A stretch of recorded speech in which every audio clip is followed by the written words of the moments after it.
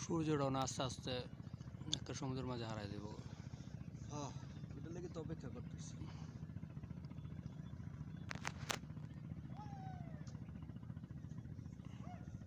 আজকে যে জায়গায় দাঁড়াইছিলাম এই জায়গা থেকে সূর্যটা একদম সোজা দেখছি, ঠিক না? এইবার তোর এই কুয়াকাটা বীজটা হলো অনেকটা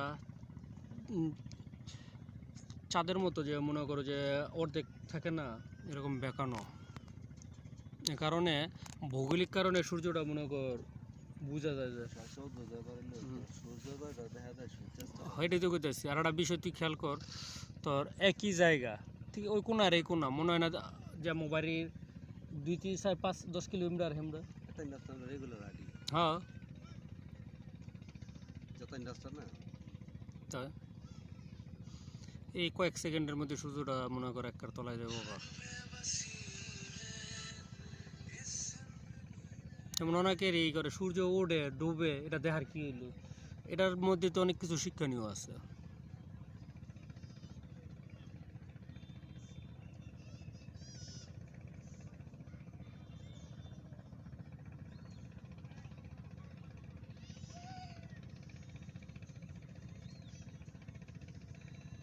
আমার সকালটা যেমন গেছে বিকালটা এরকম ভালো গেলি।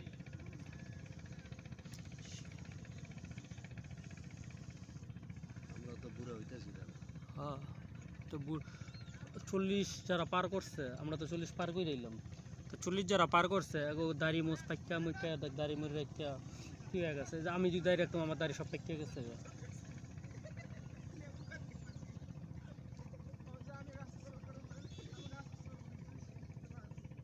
জীবনে যদি কিছু ভালো কাজই না করে যাই কেমন এই জীবনটা দরকার দেখে আসি। আমরা যদি সাধারণ মানুষের মতো এমনি চিন্তা করে লাইফ কাটাই,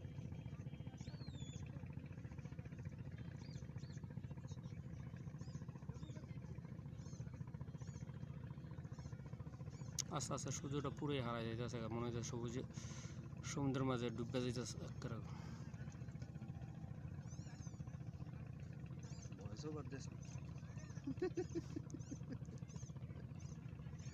তাহলে ব্লগার হয়ে দেখি না ব্লগ করলি বিভিন্ন গেলি। হ্যালো গাইস, আমি আতাউর রহমান রানা। আজকে এই যে কুয়াকাটা আপনাদের নিয়ে ঘোরার জন্য।